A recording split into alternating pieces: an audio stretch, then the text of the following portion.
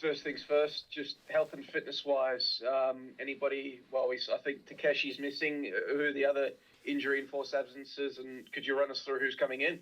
Takeshi unfortunately had a knock in the tackle last week against Wellington and has done his MCL, so he's probably looking like a 2-month period.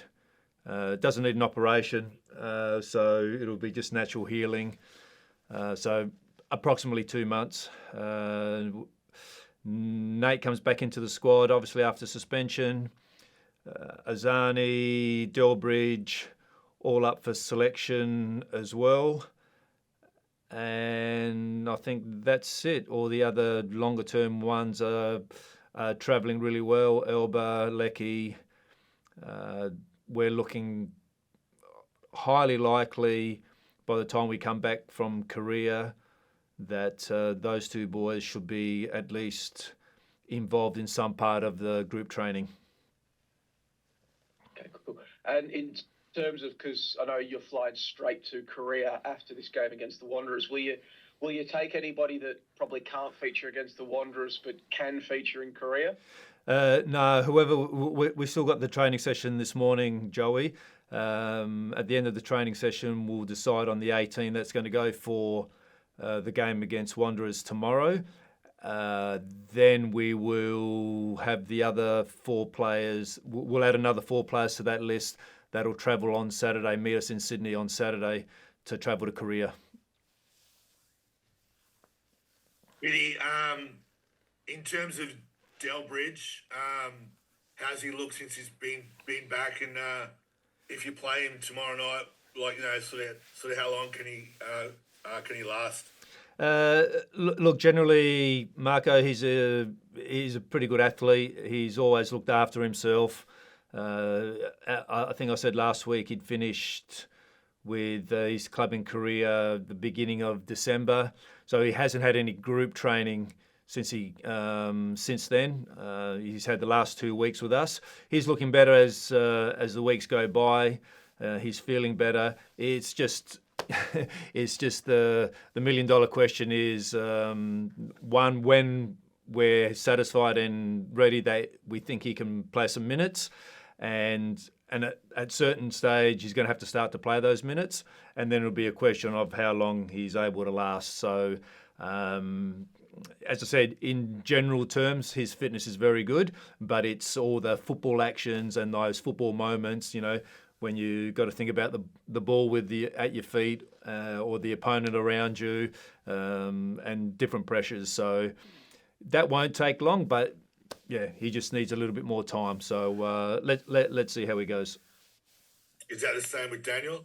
Daniel's probably, he hasn't had that bigger break than as Delhi has. So he's looking much, much better also as these last 2 weeks have gone by.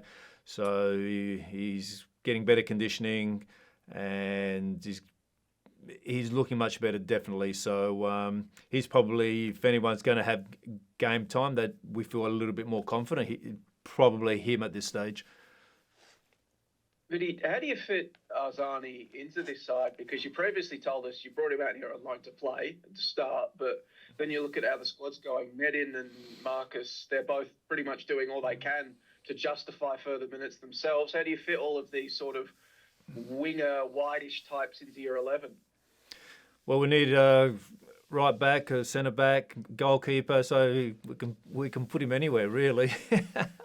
Yeah, that's the crap part of my job, how it's all going to work. But when you have a player of Daniel's quality, then you're going to have to find room somewhere, and unfortunately, that's how it is. So definitely, Daniel is better in the team than out of the team. So again, as I said, he's still going to need a couple of games where he's going to build up his minutes before we think, this is the right time now to start. So, and that should be within a couple of weeks, I would say, if he keeps going the way he's going. And obviously, on Harrison, you've got the trip to Korea. if anybody knows about playing in Korean conditions and playing Korean opponents, it's him. Yeah. Is that a bit of an advantage as well? Yeah, he's already spoken to us about how terrible the trip to Ulsan is. So difficult place to get to. He's. The thing with Ulsan is that when we're not jumping too far ahead, we've got to worry about what's happening tomorrow night against a very strong Wanderers team. So when it comes to Ulsan, they've got a new coach. They have changed the squad a little bit. So we're really going into a little bit of an unknown when we play them next week. But you just mentioned, Wanderers. They're last, but you just said they're still a very good team. Who do you think you need to sort of stop them? Look, I think I said at the beginning of the season when they were having some difficulties that I think they're still one of the best squads assembled in the A-League, and they're very dangerous going forward. They've created in just about every game.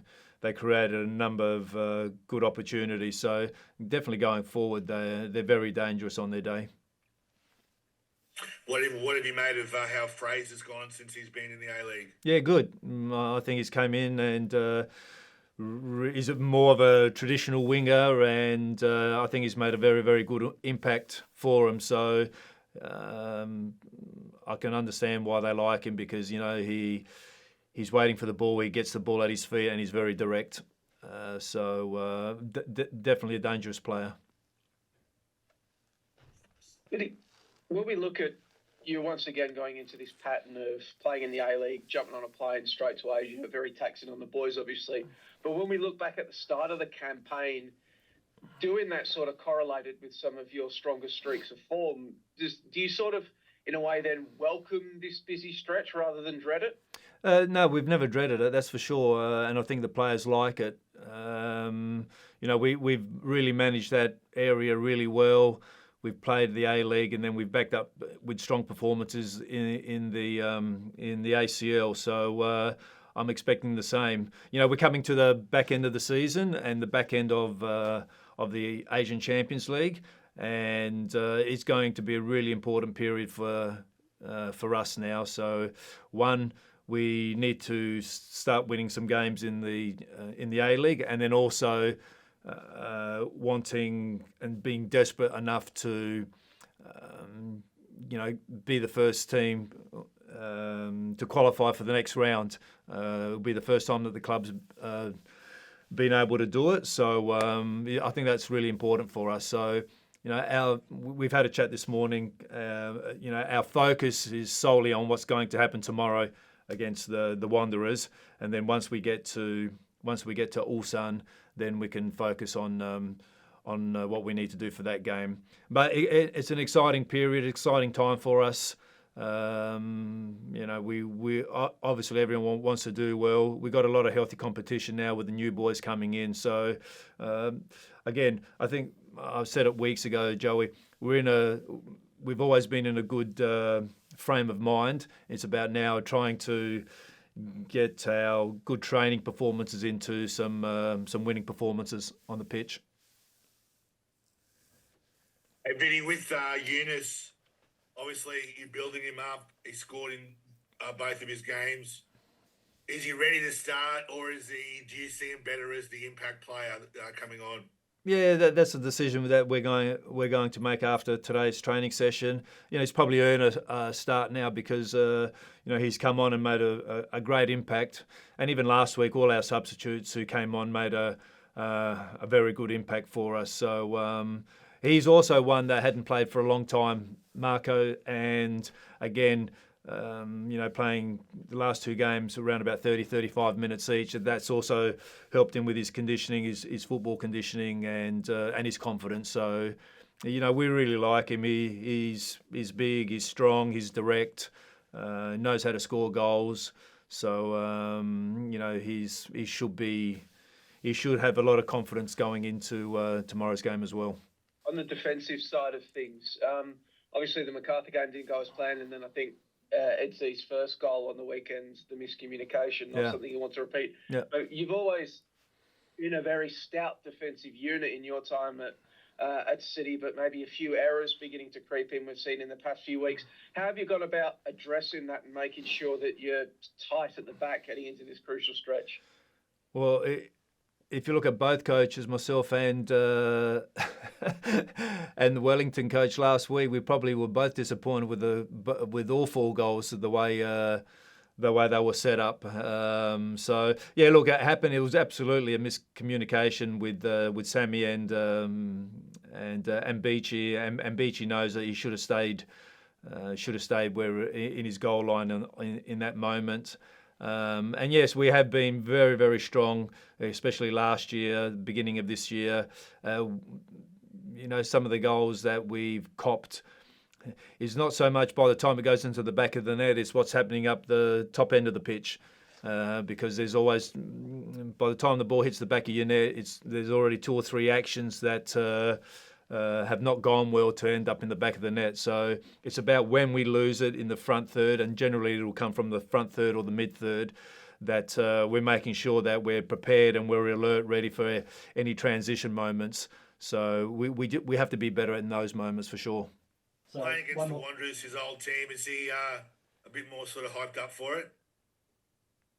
I'm not sure if he is, but his hometown, so there's always a special feeling for those games, and hopefully that he's able to go there and perform and continue his goal scoring form. It's always nice to play in front of your family, so he will have that opportunity for sure. And mate, any more business in the transfer market, or is that it? No, I think we've done enough, mate. So we've done a lot more than we did last year. So I think it's been a really good window for us. Now it's about putting all those pieces together and making sure that we get maximum value out of those guys until the end of the season.